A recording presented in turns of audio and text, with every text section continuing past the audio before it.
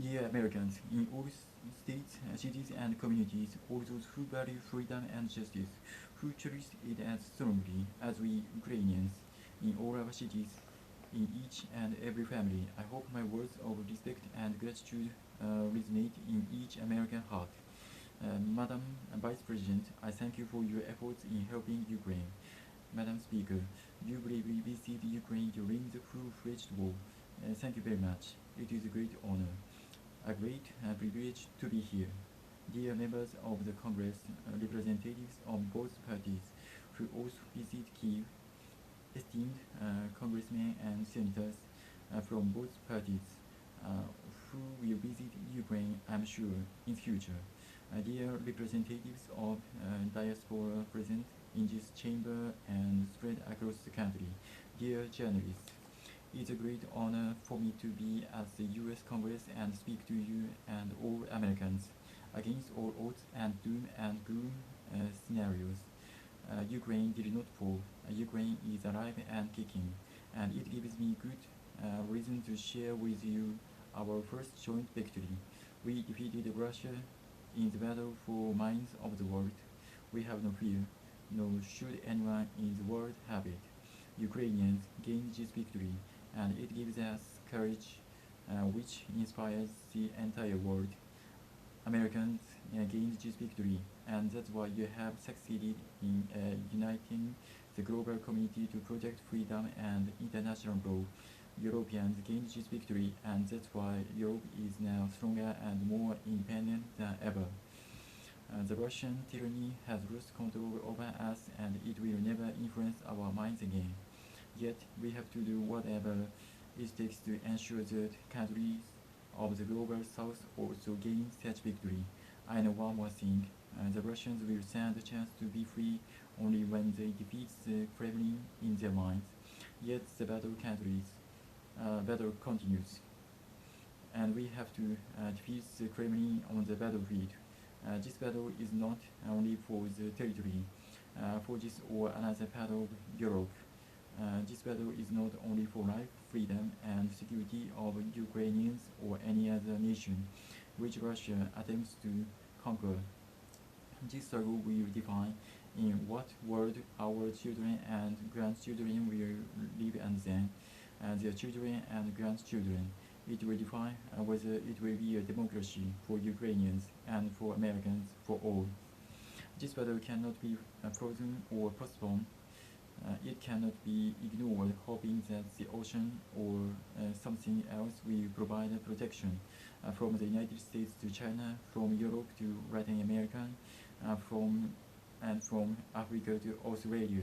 The world is too interconnected and interdependent to allow someone to stay aside, and at the same time to feel safe when such a battle continues.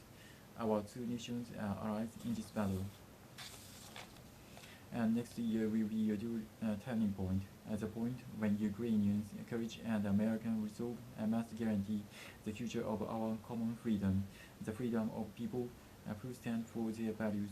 Ladies and gentlemen, Americans, yesterday, before coming here to Washington, D.C., I was at the front line in our Bakhmut, in our stronghold in the east of Ukraine, in the Donbass.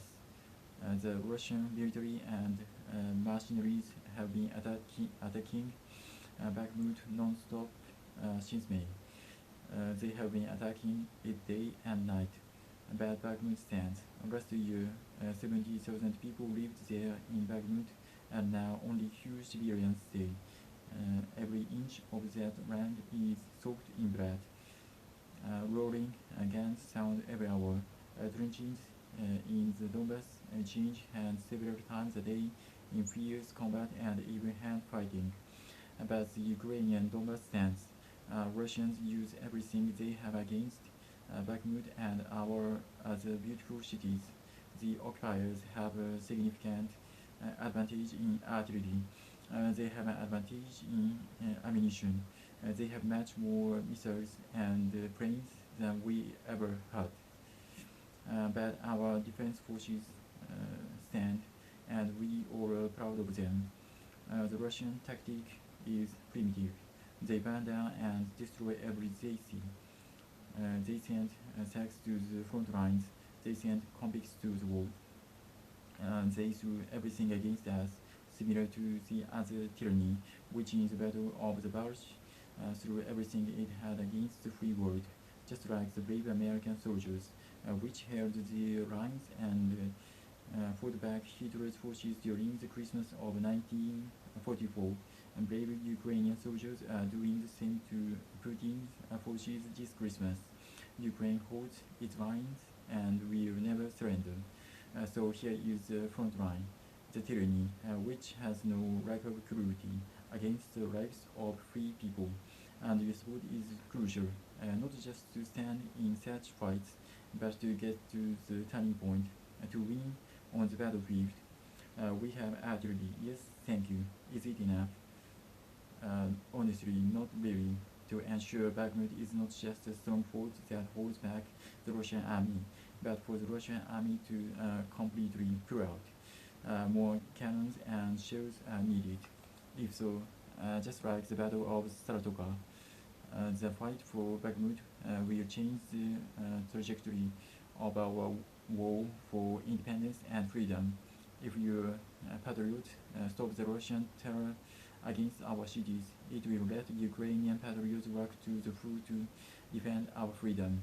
When Russia cannot reach our cities by its artillery, it tries to destroy them with missile attacks. More than that, Russia found an ally in its genocidal policy, Iran. Iranian deadly drones sent to Russia in hundreds became a threat to our critical infrastructure. That is how one terrorist has found the other. It is just a matter of time when they will strike against your other allies.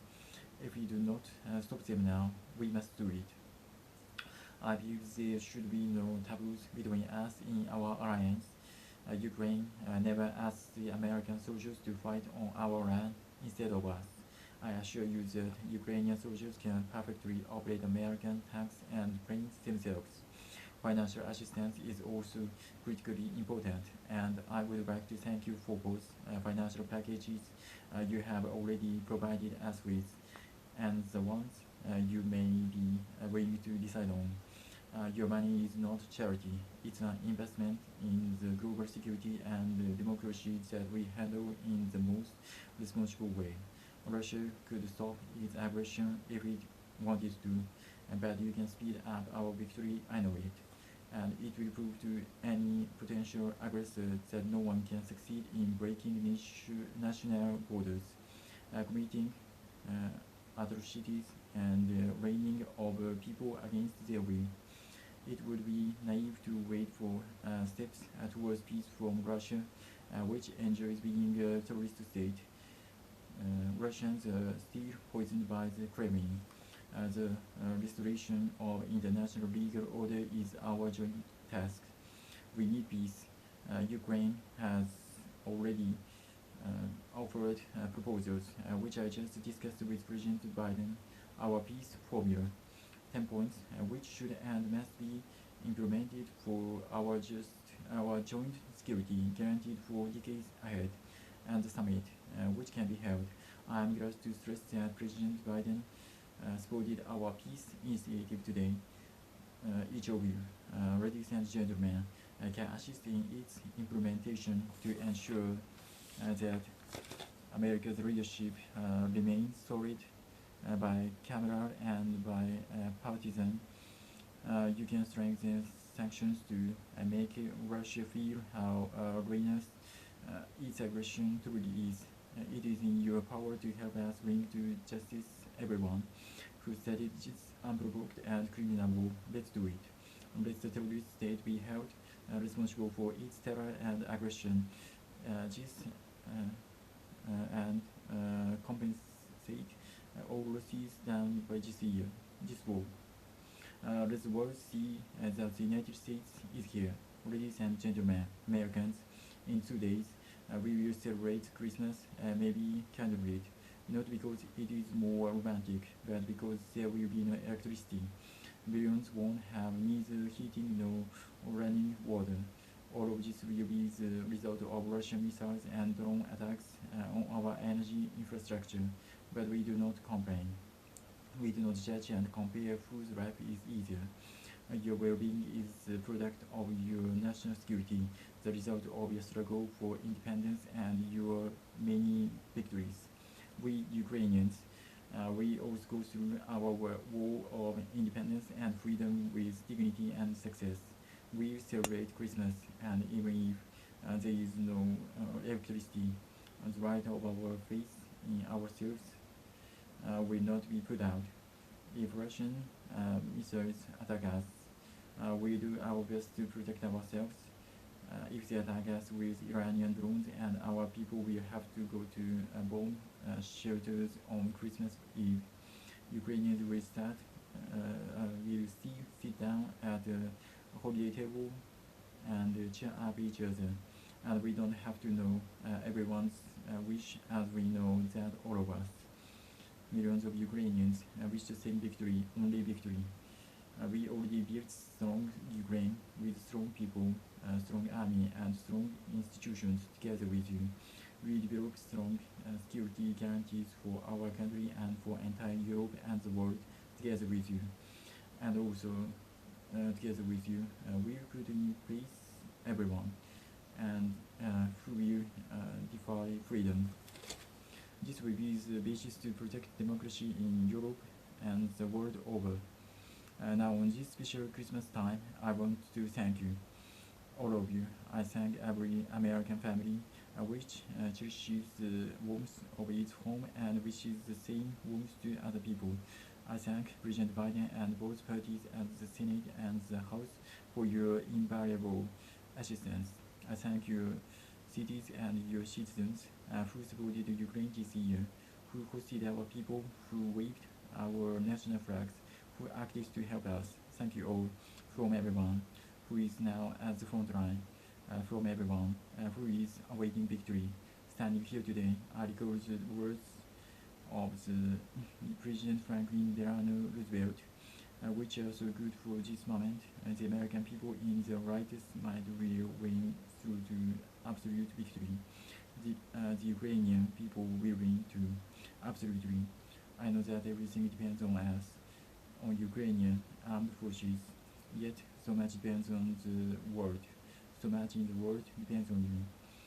When I was in Bakhmut yesterday, our heroes gave me his flag, the battle flag, the flag of those who defend Ukraine, Europe and the world at the cost of their lives.